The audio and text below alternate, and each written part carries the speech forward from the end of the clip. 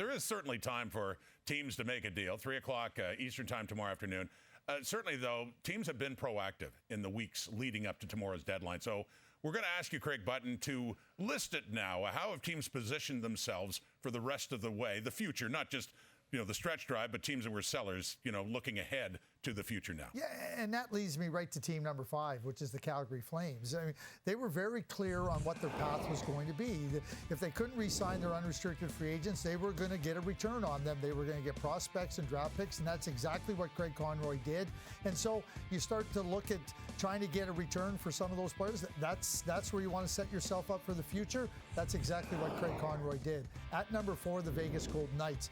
I mean, should anybody be surprised that George McPhee and Kelly McCrimmon did it again? Since the day they entered the league, they've been aggressive. They get Hanifin, they get Anthony Mantha.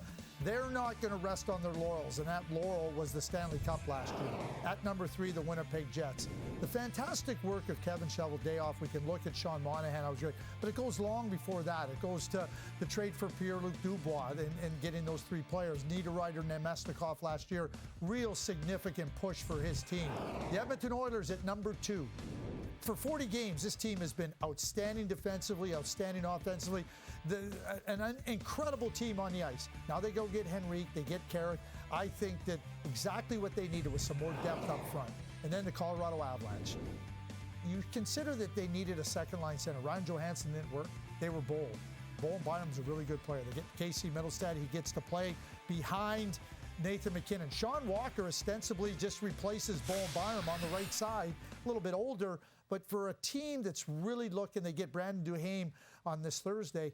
That's a team to me that has really shown again, we're going to address all the areas of our team, and we're going for the Stanley Cup. And certainly the Calgary Flames are the team that kind of doesn't fit in terms of the present. Those other 4 teams, serious contenders for the Cup. There still is a running theme, though. You got a seller and you got 4 buyers, all from the Western Conference, including 2 most recent Stanley Cup champions, and then one of the favorites coming in, the Edmonton Oilers, and didn't look that way at the start of the season. It looked like a disaster for a team loaded with so much talent, but they did turn around. I mean, I know they've made some recent deals. What's been the biggest catalyst for how they are now? Can I just add one thing to that? Look like a disaster? They were a disaster. Yeah. That's how bad they were. It was incredibly bad. Chris Knobloch came in there, and to me, he just steadied the whole thing down. I talk about the commitment to defense. For 40 games, there was no better defensive team in the National. There hasn't been any. You take those stretch of 40 games, no better defensive team in the National Hockey League than the Edmonton Oilers.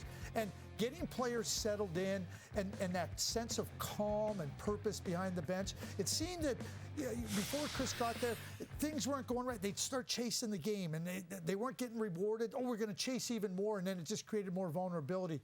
I just see a steady, purposeful, determined, really, really strong team now under his guidance. You've listed your 5, all from the West. Can you see any move big enough to maybe alter that 5 by 3 o'clock Eastern time tomorrow? Oh, yeah, I can. I mean, we just talked about Gensel and Toffoli still being on.